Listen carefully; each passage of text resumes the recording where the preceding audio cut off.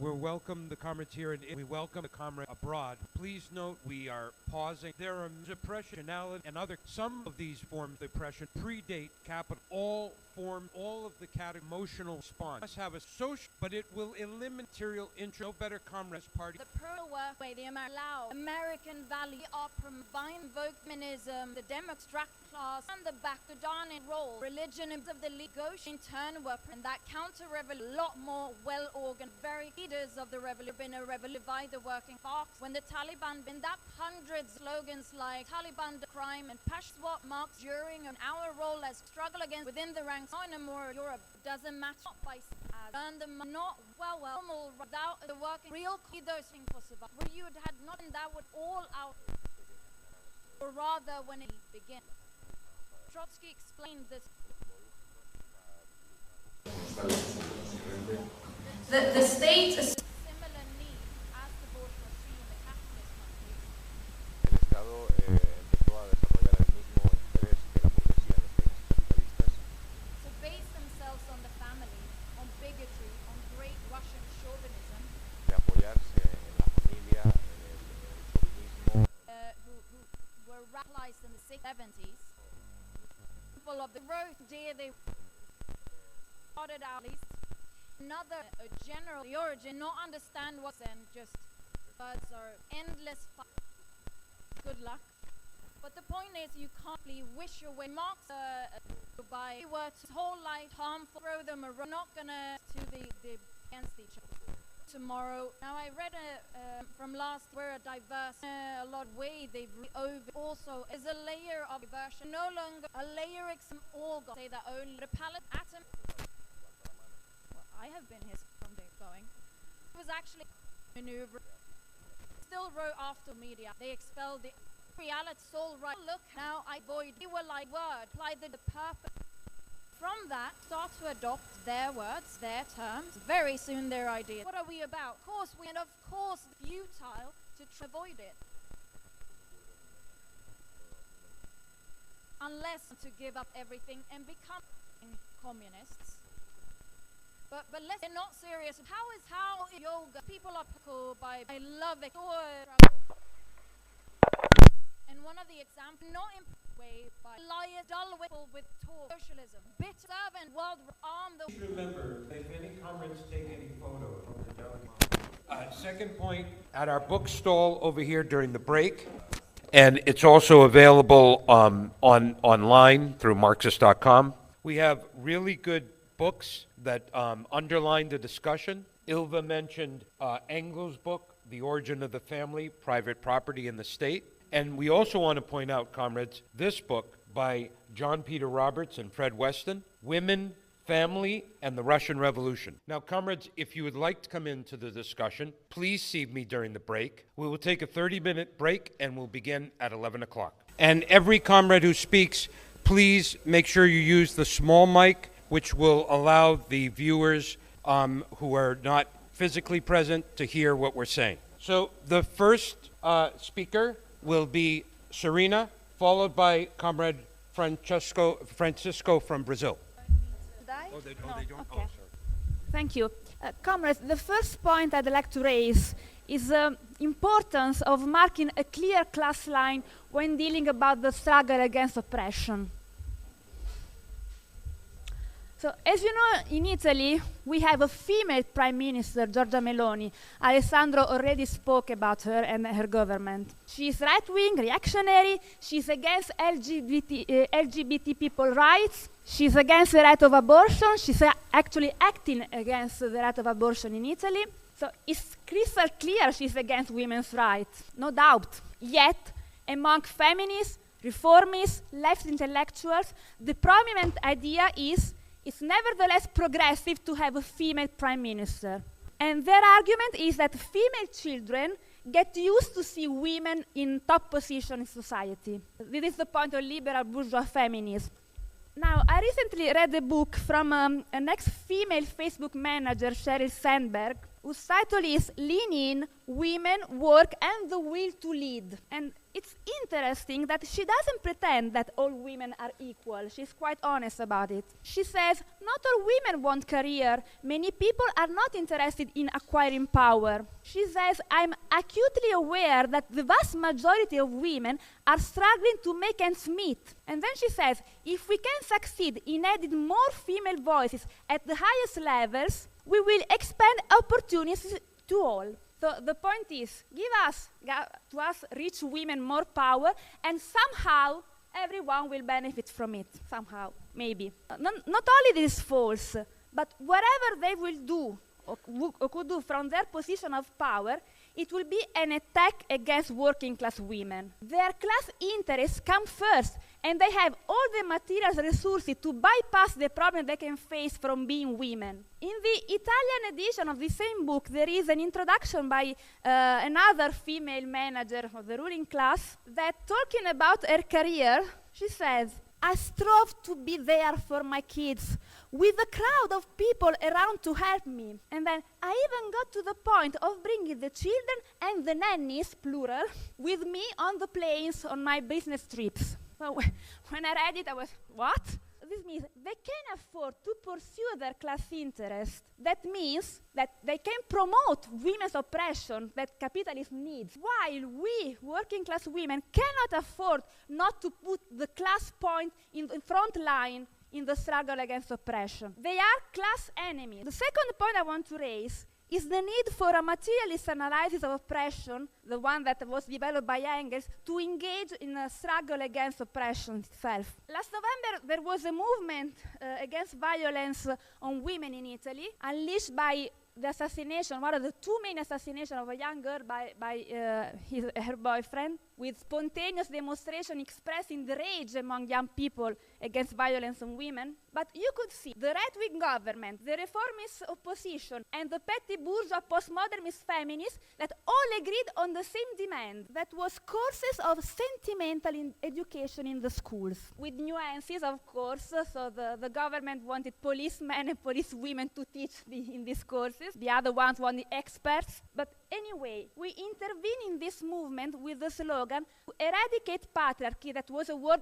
used in this debate. To eradicate patriarchy, capitalism needs to be overthrown. That was our main slogan. But then we developed a transitional demand, such as sexual education courses, organized and controlled by the students, so moments of free and democratic discussions, but clearly explaining that you cannot fight against violence and oppression starting from the overstructure, such as language, education, and so on. But we need to address the material basis, such as was explained by Engels in The Origin of the Family, the private property, and the state. That doesn't mean that we are in favor of sexist language, sexist education, prejudice, and so on, of course. But we must understand the material basis that are in the class division of society. There's an interesting letter by Trotsky from 1923 that is called The Struggle for Cultural Speech, a factory where the workers took the initiative to impose fine against swearing and bad languages. So Trotsky welcomes this initiative. It's a small episode, he says, but he also approaches these episodes as a sign of what happens in the field of culture and language during a revolutionary process. He says, the revolution is in the first place an awakening of human personality in the masses who were supposed not to have no personality. The revolution is, before and above all, the awakening of humanity, its onward march, and is marked with a genuine respect for the personal dignity of every individual. We saw this also during the Arab Spring, for instance. The women that were respected during the demonstration, during the movement, the revolutionary movement. In a revolution, human relationships begin to change. This is the first step towards a society, the society we are fighting for, a society without any kind of oppression. And thank you. Thanks, Comrade. We got Comrade Francisco from Brazil, followed by Comrade Stanton from the United States. Comrades, Brazil, 68% of people in prison are black. There are almost 1 million black people in 7% of those who are killed by the police are black. And this gives ground to our main slogans in the Brazilian sector. This question: it's not a crime to be black, down with the military police. We explain that capitalism, in order to function, developed cruel methods. The ideology for the segregation of human races. You know that racism emerged in the 18th and the 19th century with capitalist development. Pseudosciences were developed by the bourgeoisie and its supporters. These racist ideologies helped explain why Europe overcame the old regime, while Brazil maintained slavery until 1888. The constant revolts by the slave masses ended up by abolishing this system by the Luso-Brazilian monarchy. But they still did not free the slaves from misery, from prison, and from torture. It was the rule for the Brazilian ruling classes and for the state to keep the blacks in semi-slave conditions. And this very same system continues until today, when 46% of blacks work in the informal sector with no rights whatsoever. The unifying thread for the misery of the blacks is the capitalist system under its different forms, from the mercantile system to imperialism. But if it was not enough to deal with the oppression by the ruling class, the blacks also have to deal with the racialization from the left. In this dire context, the black youth is won over by the ideas of positive discrimination. But we have to go to the root of the matter and criticize this. Identity politics was developed in the 1960s by the U.S. State Department on the basis of the Philadelphia Plan. And the aim of these ideas, the explicit aim, was to manipulate the black movement, to control the social revolts and to divide the working class, and to pit the whites against the blacks. This is why for communists it is vital to fight this ideology of human races. The identity politics seeks to conceal the suffering of the black masses at the service of a very, very small black bourgeoisie. A bourgeoisie that was developed thanks to the quota system. And this very small elite that has been co-opted by the system tries to speak in the name of all the black masses. And these intellectuals try to justify the idea of races, and they talk about the black identity and the essence of being black. This black spirit, this idea of being black, came to be known as negritude, as blackness. A black identity that would be pitted against a white identity. This is the black face of European Romanticism, 19th century reactionary Romanticism, that challenges the idea of human universality and fosters particularism and division. It is the task of communists to stripe the mask of subjective idealism based on postmodern ideas and decolonialism. Communists fight racism with the weapon of historical materialism and with the program for the general expropriation of the bourgeoisie. This is why we do not want quotas. We want universal education, full employment, and decent housing. We don't want to reform the police. We want to put an end to the armed wing of the state. We do not stand for the essence of a people. We want the openness of all cultures and their intermixing. Comrades, the struggle of the blacks, of the indigenous peoples, and all of the oppressed groups, their oppression by capitalism, is a struggle for the permanent revolution and for world communism. To be black is not a crime. Long live international communism.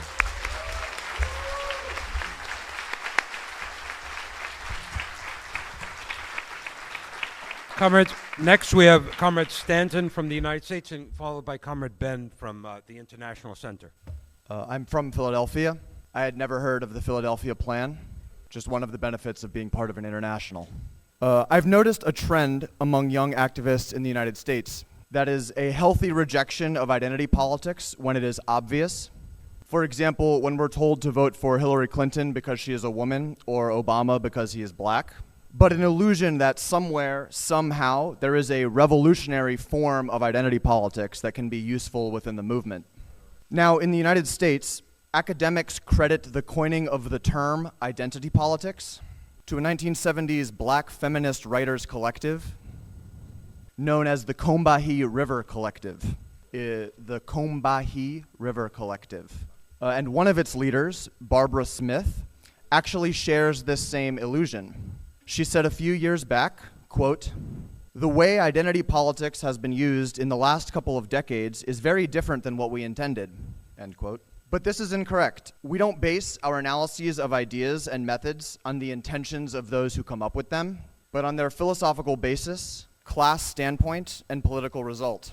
With this in mind, the political trajectory of Smith and the other members of the collective can be very educational. The collective self-identified as revolutionary and even socialist, and they ended their 1977 founding statement with the following quote, "I haven't the faintest notion what possible revolutionary role white heterosexual men could fulfill, since they are the very embodiment of reactionary vested interest power," end quote. But since then, the writers of these lines have gone on to 1. Be the First Lady of New York City, married to Bill de Blasio. 2. Endorse Bernie Sanders in 2016. 3. Endorse Joe Biden in 2020. And I don't think I need to remind anyone here that all of these three individuals are white heterosexual men. I would hate to hear this group's take on Lenin and Trotsky. Most recently, Barbara Smith has been supporting NATO in the war in Ukraine. Now, I want to emphasize that these liberal political positions aren't accidental. I don't list them to throw mud on individuals I don't like. They flow logically from the starting point of identity politics, the subjective experience of the individual.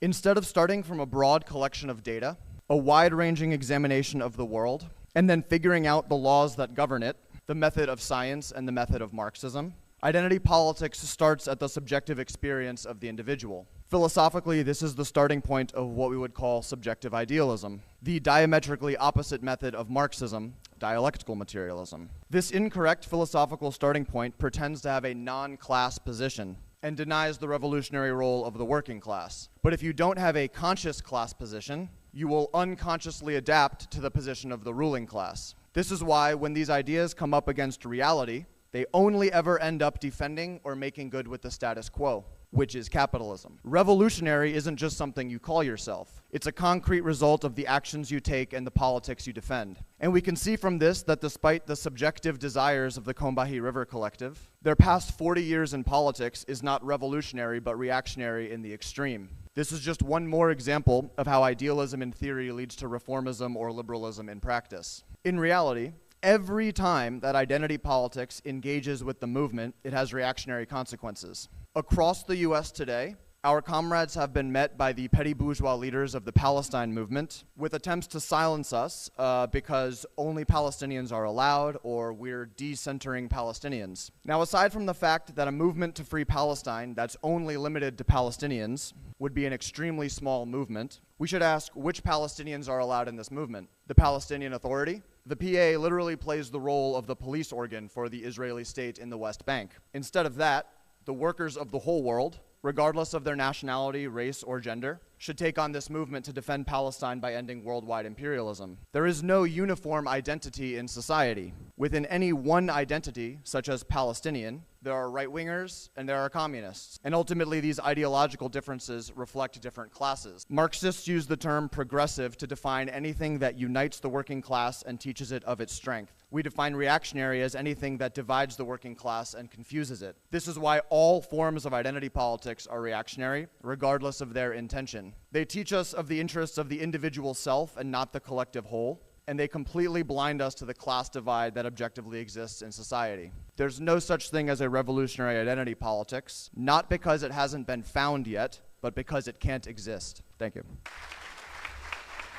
Next, we have Comrade Ben from the International Center, and it's going to be followed by Comrade Dani. Comrades, can you hear me? Comrades have talked about the Palestine encampments Well, in Dublin Trinity, the student union also said only Palestinian voices can. And so they asked the two Palestinians what they thought should be the main demand of the and they thought about it a little bit, and they said death to all Israelis. It put the student union in a slightly awkward position.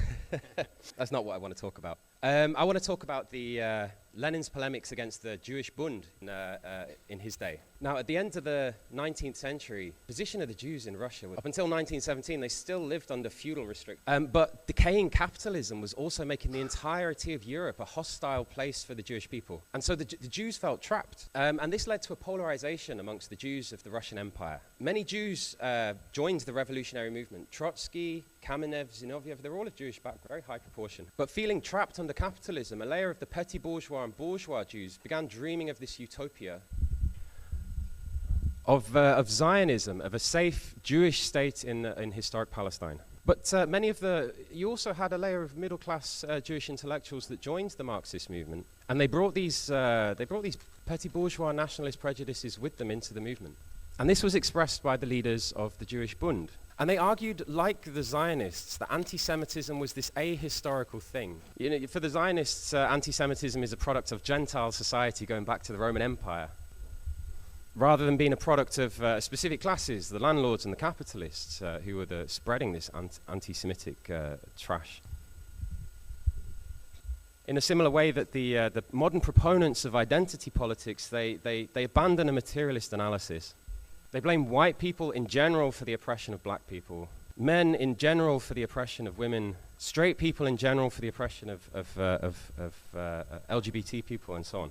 And just like the modern identity politics crowds, the Jewish Bund concluded that in order to be free from this oppression, it was necessary for the Jewish workers to have their own organization. And so they arrived at the Second Congress of the Russian Social Democratic Labour Party in 1903, and they demanded a federal structure for the party where they would have independence to represent Jewish workers. And so important did Lenin regard this question that he insisted it be placed as the first item on the agenda. Because if you accept that the Jewish workers have their own structures, the Finnish workers theirs, the Russians theirs, the Polish theirs, then it would represent the complete negation of the centralized revolutionary party. Now, we know that Lenin had a very sensitive policy on the national question. He fought for the right of nations to self-determination, including the right of separation, which incidentally is impossible to apply to the Jews because they weren't concentrated in a single territory. But he completely opposed separatism within the labor movement. Now, does this seem contradictory? Well, first of all, we should note that the Revolutionary Party is not a model of the future revolutionary society in miniature. Just like the saw and hammer don't look like the chair that they are created to create, you know?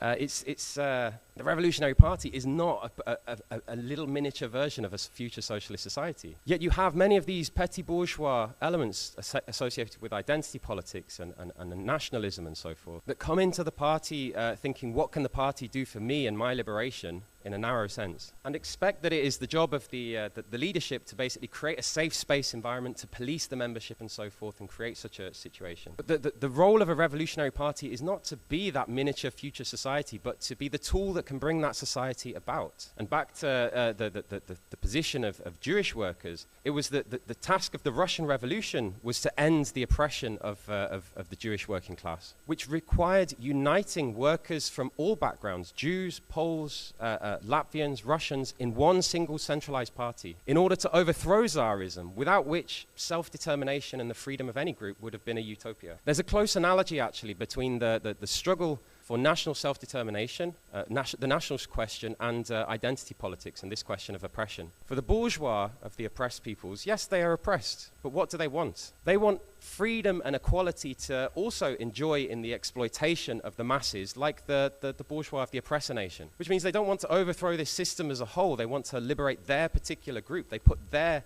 national identity first, their oppressed group first, of which they claim the exclusive right to represent. We fight against oppression, of course, but we do so with our own class methods, and in all cases we subordinate this question to the general interests of the proletariat and the fight for socialism. Thanks, Comrade. Our next speaker will be Comrade Nami from Spain, followed by Comrade Karim from Pakistan.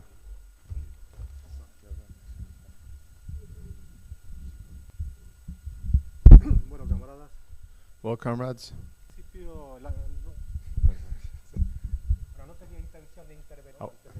I wasn't planning on intervening in this commission until I got to Italy, but just as we arrived here, we received notice of a political attack on us in Seville on behalf of a trans person in the encampment in Sevilla who got us expelled from the encampment.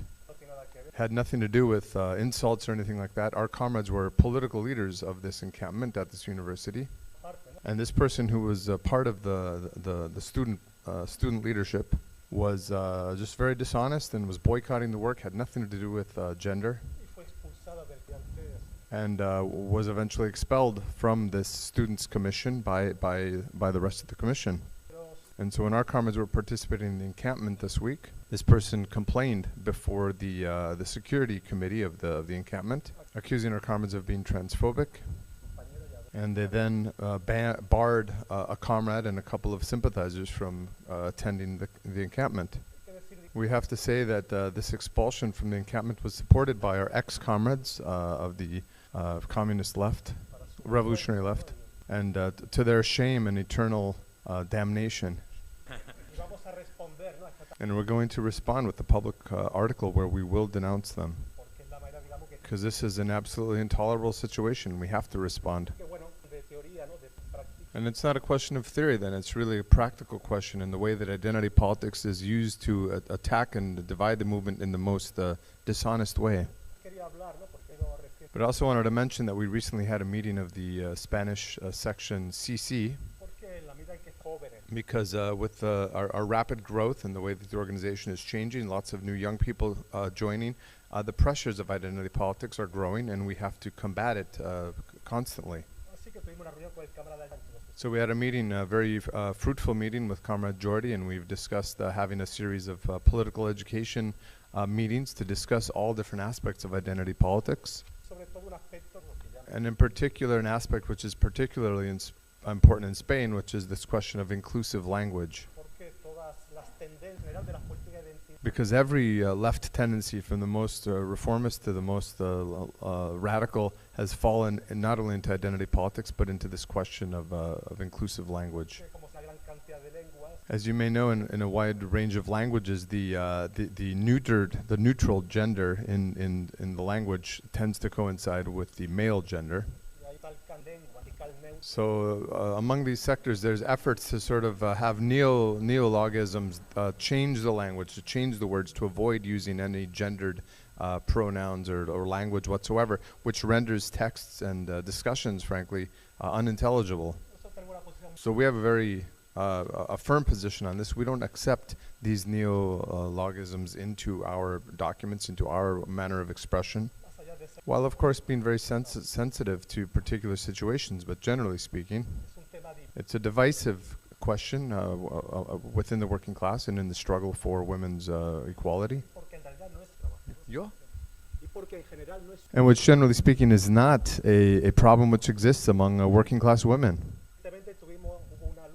We recently had a big struggle amongst the women home workers who take care of children or the elderly.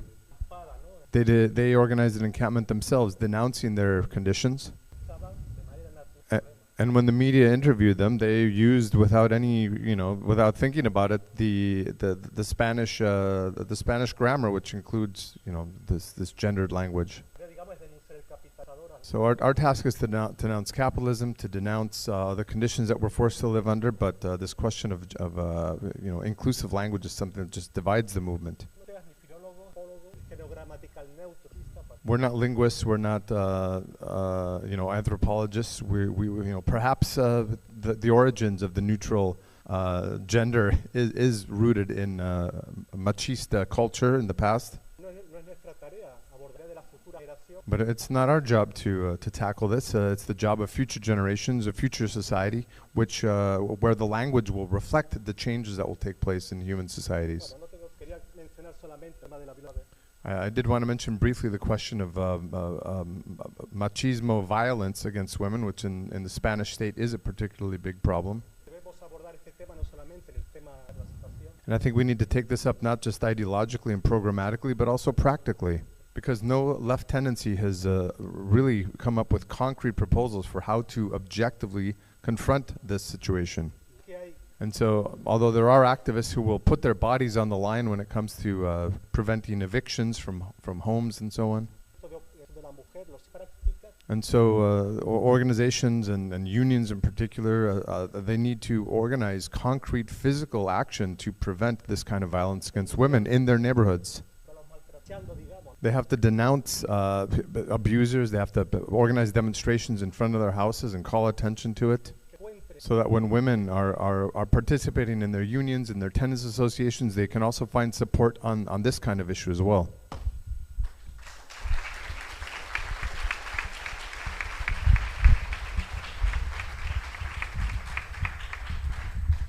Thanks, comrades.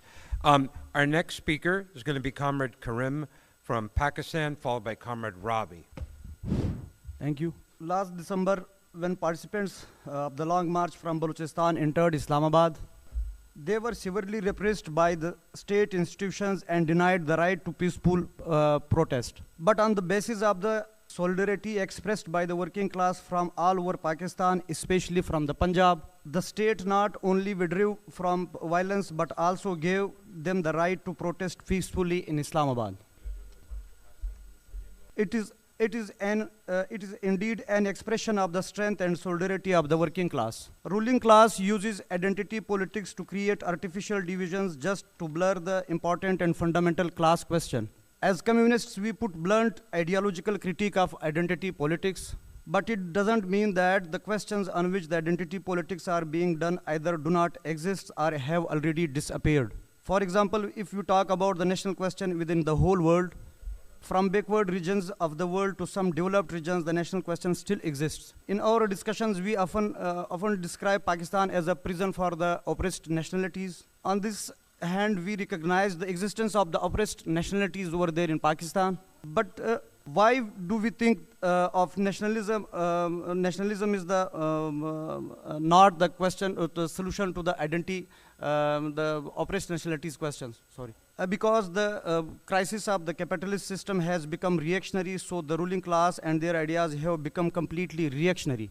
Another important thing is that nationalists try to deny an important and historical fact that the class antagonism does not exist in the oppressed nationalities. And we have no working class. It is basically unscientific and reactionary thinking. And also this is a Stalinist creation. But it is clearly mentioned in Communist Manifesto that the history of the humankind till today is the history of class struggle. As we have been discussing the importance of philosophy and ideology for the last 3 days, understanding society, nature, and contradictions requires a correct perspectives. Based on the facts, we can draw the correct line of action. Nationalism or other ideologies have no power to analyze the society. That's why they cannot draw the correct line of action also, on the basis of which the same ideas go to two extremes where people become victims of adventurism or opportunism. It is of utmost importance that nationalism and the national question are two different things. And we have historical evidences for the solution of the national question. In what ways has the national question been historically resolved? At present, all the nationalist leadership of the oppressed nationalities in Pakistan are bowing down to the framework of the so-called global imperialist institutions like United UN. And on the basis of the participating in the programs of these so-called global imperialist organizations and NGOs, they put their nations behind the truth that we are fighting for your case, which is actually just opportunism. To solve the national question in the whole world, including Pakistan, it is inevitable to connect with the socialist revolution. And it is a historical compulsion that democratic question in society like Pakistan are impossible without a socialist revolution. Apart from this, all other ways are just a waste of time. That's why we invite those who fight against every form of oppression, that they should come and understand the basis of oppression, why oppression is happening here. And until we have no understanding of on the basis of the oppression, understanding the basis of oppression, until we cannot even determine our correct path. We've got next Comrade Ravi, followed by Comrade Watsala from Sri Lanka. Hi. Comrade Ravi from the British section. Identity politics isn't a new idea, but a very old and colonial idea. It was used extremely effectively by the British Raj. Following decades of nationwide protests, the British diffused these movements with round-table talks. The British had all the power at the center and divided it around the table.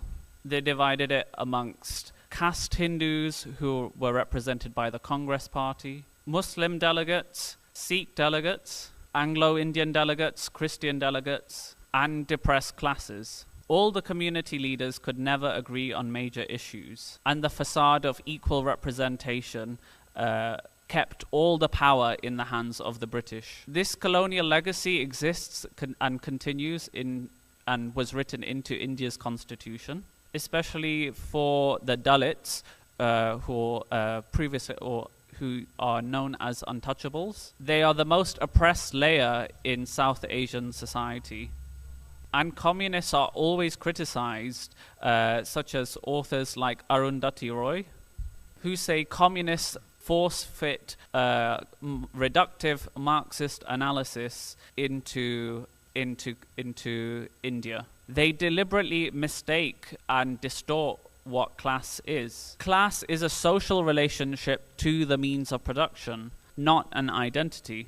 And the exact origins of caste are debatable, but the evidence shows it is clearly rooted in society, likely arising in the Gupta period. In the historic record, when the Greeks came to India, Alexander the Great noted 7 castes, but did not mention untouchability in the historic record. But in the 5th century BC, a Chinese pilgrim wrote about the Chandalas, and he said that they live outside the village and deal with meat and flesh. Whenever they enter the town, they strike a piece of wood to announce their arrival so others may avoid them. Clearly, in this period, there was a development which led to caste arising. Compare this to B.R. Ambedkar, the writer of the Indian Constitution, who writes that caste is the natural outcome of certain religious beliefs which have the sanction of the Shastras. But, Mr. Ambedkar, why were these religious ideas able to take hold? At what stage did they develop? How did they develop? Because ideas are just ideas, but for them to have a deep hold in society, they must have a social basis. I have to sum up now. But representation politics has been a complete disaster in India. It's not been progressive at all and has only helped what they call in India a creamy layer. Narendra Modi himself is a other backward caste. The Dalit parties and their leader Mayawati completely enriched herself whilst in power, alienated her voter base, and won no seats in the parliamentary elections last week.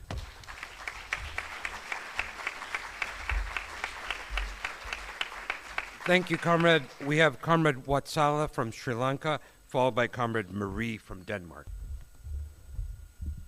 All right, I hope you can hear me. I'm here to, I think most of the points were excellent and many of the things were already discussed. So I'm here to bring in some experience from the global south, as they call us now.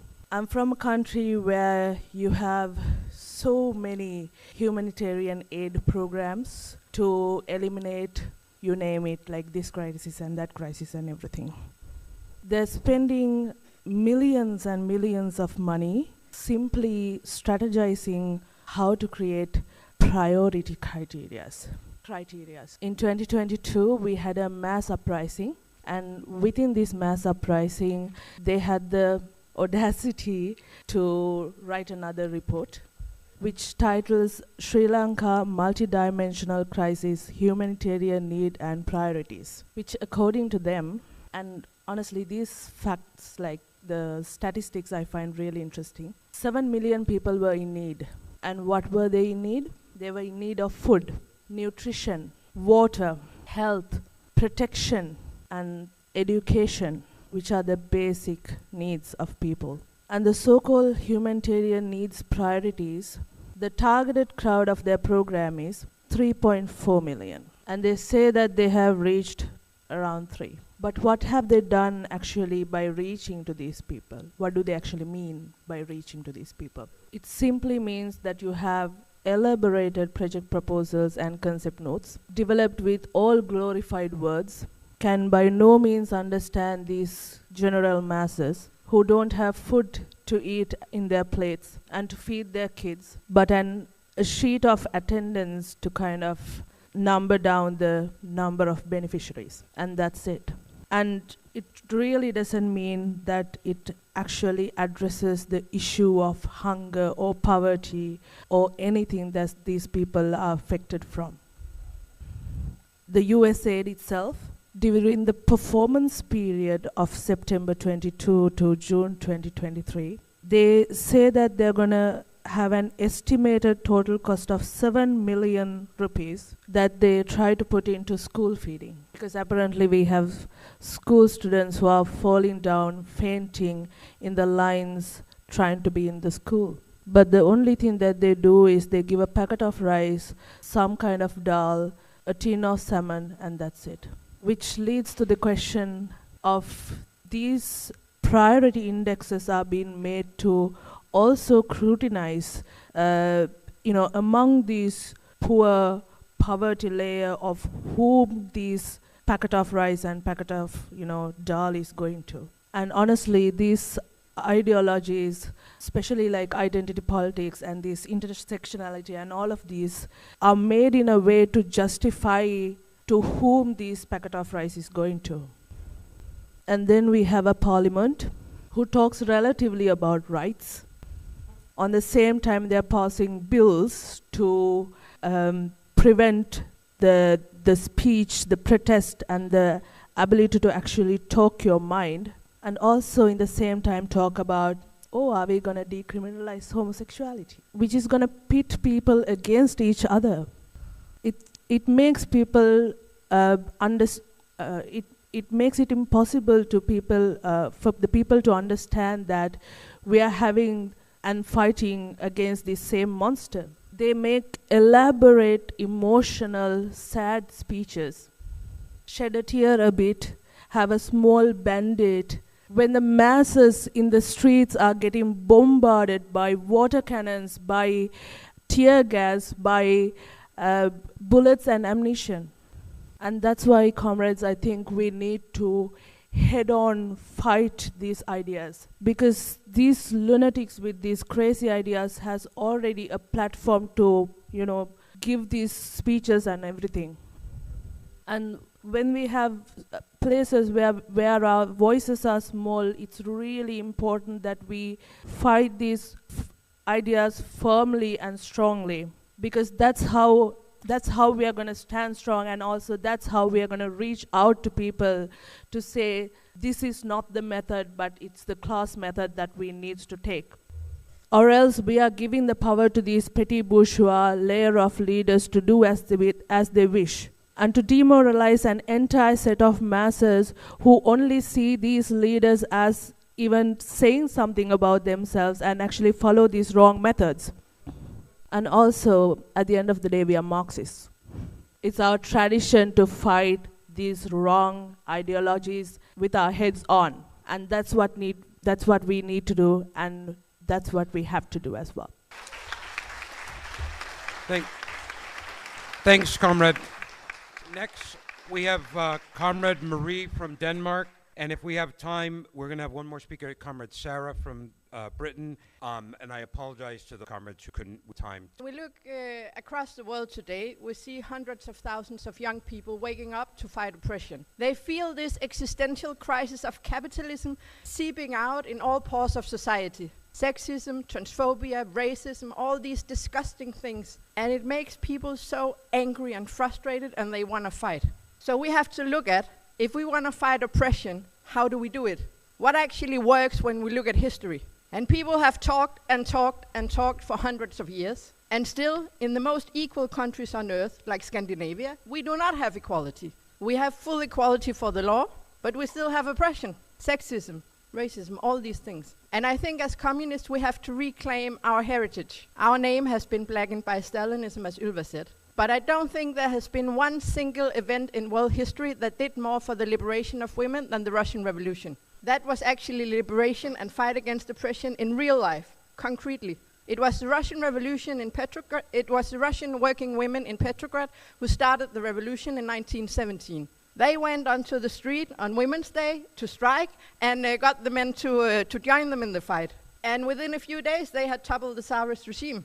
And then began the fight, not just for equality in law, but for real social equality. And in this period between February and October, Lenin and the Bolsheviks stressed again and again the need to mobilize the women. Lenin, he said, without the women there can be no successful revolution. And revolution actually conquered in October. And immediately the Russian Revolution and the Bolsheviks, they took all the steps to equality. And I think now, 100 years later, it is still the most progressive steps that has ever been taken. As Ylva mentioned, they removed all laws that banned inequality. They gave the right to abortion. Still today, in the freest country in the world, the USA, you don't have the right to abortion. The right to divorce, they introduced maternity, something that you could just dream of in many countries of the world today. Fight against sexism and so on, which is really good. It shows the mood in society. But there's also the other move, the more extreme right-wing chauvinism growing up. And in order to fight this, of course, we go into all these fight against these right-wing bastards. But we also have to understand, why is a culture like it is? Why is a discourse like it is? Why do the words that are being used? Where does all this poison come from? We are materialists. The culture, all these things, it comes from the material base. It comes from thousands of years of oppression. If we are to remove it, we have to remove the roots of it, which is class society. And that is why a fight against oppression is absolutely linked to the fight for communist society.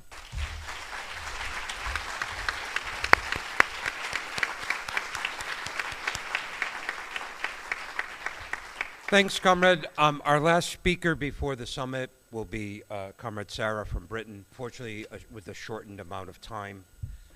Okay, comrades, I don't have much time, so I will try and be concise. I think the comrade from the US made a very good point about the way that identity politics has gone beyond, but of course the limits of how this is being gone beyond and the need for us to explain to our whole ranks everything which is being said in this discussion. But the point I wanted to make is that some people, those on the left, think that it is our job to answer every point made by the reaction. And in Britain we have this slogan, which I'm sure much of the International uses, that we must fight the culture war with class war. But I think we need to understand what this means. What this means is that we bring back the question, when the culture war is put to us, to the class questions, to what is important. Ylva correctly said that we do not just shout about communism, but we must put forward concrete steps. And this is of course entirely true, but there are those on the left who use this idea of not leaving everything until, the final socialist revolution as an excuse and as a trap to enter into the culture war. And as we know, this helps nothing, and it is not our method. So what this slogan means to me is, when the culture war is used against you, you raise the class question and you expose why the culture war is being used. I'm sure all comrades have seen Fiona's takedown of Suella Braverman, and I think this is a perfect example of how to do this. Suella Braverman called her and the whole Palestine movement anti-Semitic. And what did she do? She didn't get bogged down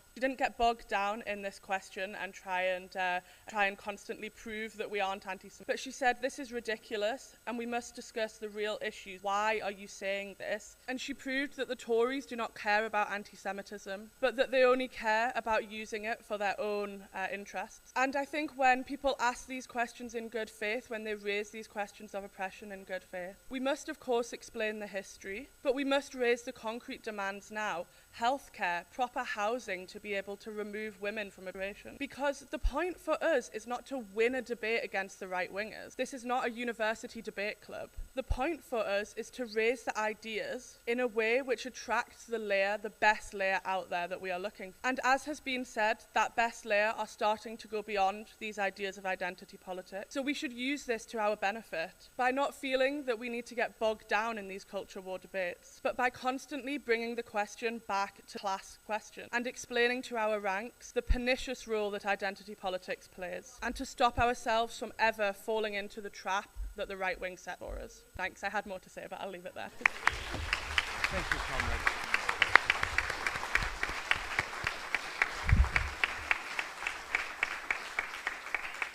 Thanks again to all the comrades for the discussion, and now Ylva will sum up the discussion. Thank you, comrade. I think it's been a very, very good discussion. And I think a lot of comrades have really showed how reactionary identity politics is, and many different concrete examples of how it's used to really only further the career of a small layer of the oppressed to become part of the bourgeoisie. Now, a comrade in the Swedish section, she said to me once, it's this idea of representation, and like Serena said, like, everybody will benefit if more women are rich. It's like trickle-down economics. Everything that's good for the rich, well, it will somehow be good for the rest of us. But all they do is talk and talk and talk, as Watsawa said from Sri Lanka, while they're making the masses fight each other over the crumbs. No, but we need to fight them for the whole cake. And Ben, he raised an important point in relation to the Bund, that the Revolutionary Party is not a model of communism, but the tool to overthrow capitalism. And I've seen it a lot of times that comrades, they say, yes, yes, of course. It's not the model, it's the tool. But in their thinking, there's still remnants of this idea that the organization still somehow can be an isolated island, that we can keep a wall around the organization, that Marxism is an absolute vaccine against oppression and prejudice coming into the organization. But we are building not with the future humans, but the humans of today. And yes, we will have cases, and have had, of prejudice, of violence, of harassment, being done by one comrade to another.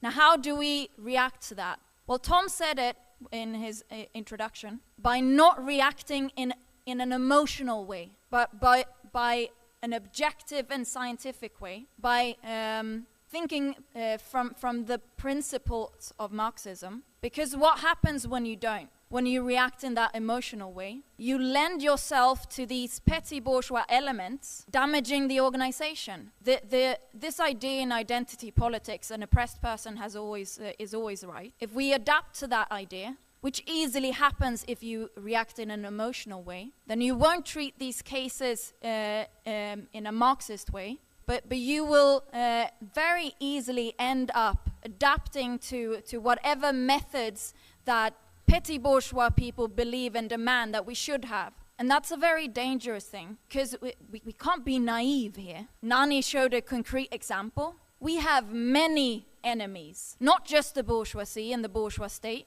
not just the identity political academics, but embittered old comrades, ex-comrades, other political organizations on the left that will be happy to use anything to take us down. And the state and the bourgeoisie will be happy to use these elements, to use anything to sow discord within the revolutionary movement. So no, we're not an isolated island, and we treat cases in a serious way, not an emotional. Now comrades have shown how, like I said before, how these identity political people, they have really used it to further their own career. And we've seen this in Sweden. Feminism became a widespread establishment phenomena 20, 30 years ago. All parties all of a sudden were feminists at the same time as they started attacking a lot of these reforms that had given a better life to women. In the 60s and 70s, when the Social Democrats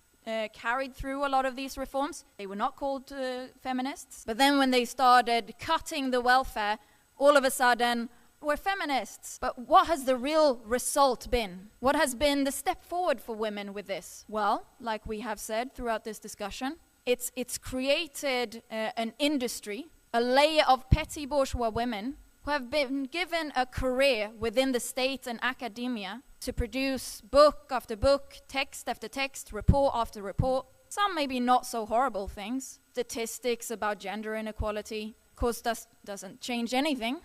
some endless reports about how can we force boys to wear pink, girls to play with toy cars. Some very openly reactionary stuff. An example is a former president of a university in Stockholm, Moira von Wright. She published a report on how to get women more interested in science, and her conclusion was scrap science. She said that a physics that is gender aware and gender sensitive presupposes a relational point of view, and that a large part of the traditional scientific knowledge is removed. In the same report, she's horrified that a school book on science dismisses the idea that there is a treasure at the end of the rainbow. And she says that this view only approves of objective knowledge, horrible, and dismisses the fairy tale. Science is so evil. And thousands years of life wisdom. Apparently for thousands of years, human beings have found a treasure at the end of the rainbow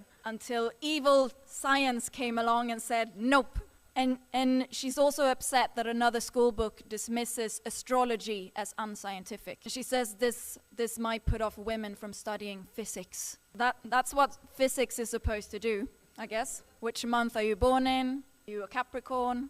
Born in the 5th house of the 7th sun, or whatever they say. One point I wanted to raise that I didn't go into in the lead-off is that, and it was touched a bit upon in the discussion, is that sometimes you'll hear feminists say, well, you think everything's going to be solved after the day after the revolution. When in reality, it's really, if you read Lenin, Trotsky, any Marxist, none of them ever said that. For example, what Lenin wrote in The Right of Nations to Self-Determination. He said, even now, probably for a fairly long time, proletarian democracy must reckon with the nationalism of the great Russian peasants. And then he added brackets, not with the object of making concessions to it, but in order to combat it. When you read Lenin and Trotsky, you can't find a trace of any kind of romantic view of the transition to socialism. All human relations will be perfect. No. Now, it's not true for all Bolsheviks. You read Kollontai, for example.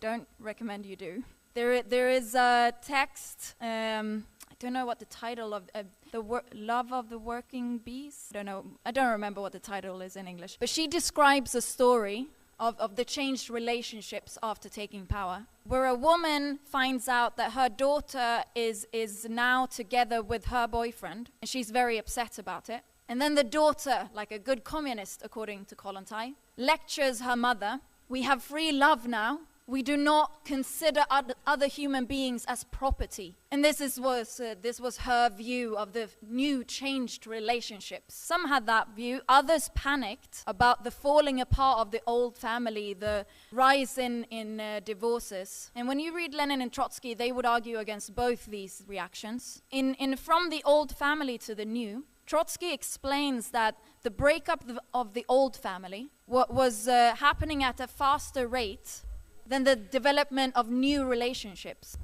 And he had some very concrete examples of what this could look like. And I want to read two of them out because I think they're very typical of what you would see. One was the husband, torn away from his usual surroundings by mobilization, changed into a revolutionary citizen at the civic front. A momentous change. His outlook is wider, his spiritual aspirations higher. He is a different man. And then he returns to find everything at home practically unchanged. The old harmony and understanding with the people at home is gone. No new understanding arises. The mutual wondering changes into mutual discontent, then into ill will. The family is broken up.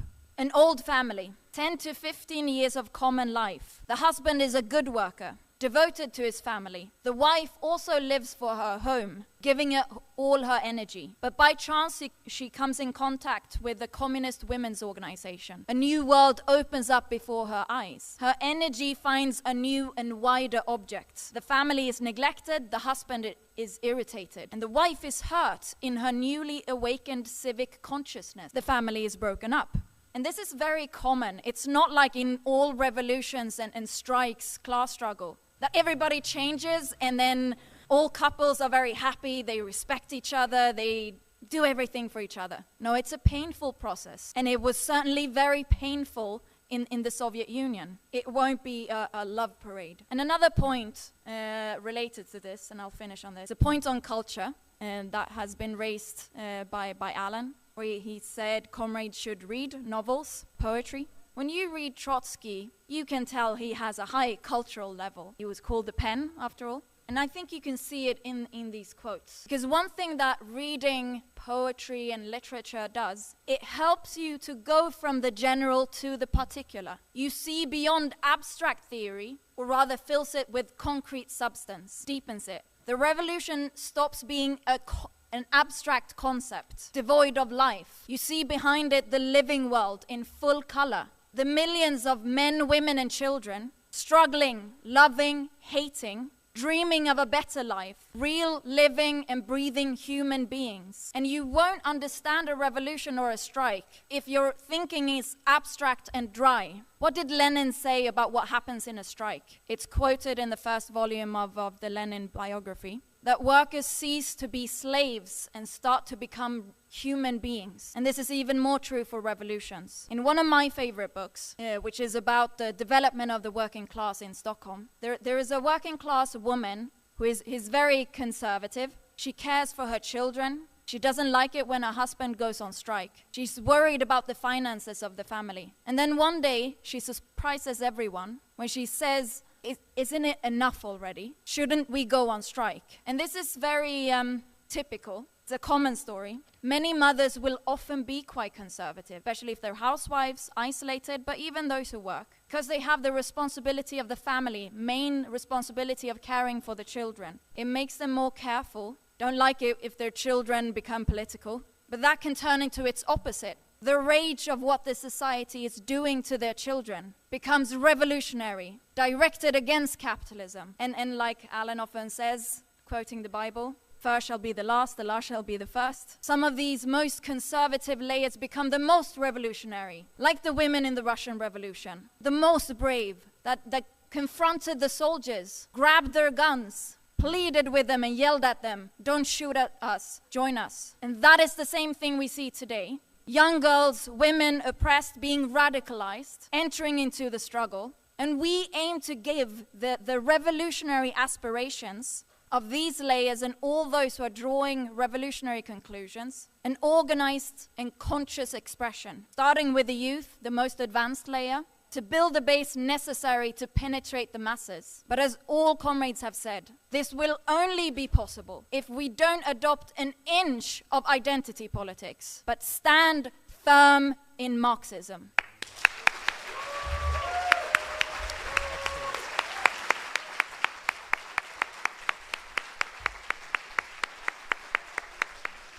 Thank you, Comrade Ilva. Excellent summation. I guess that ends the live stream. I have one announcement for comrades here.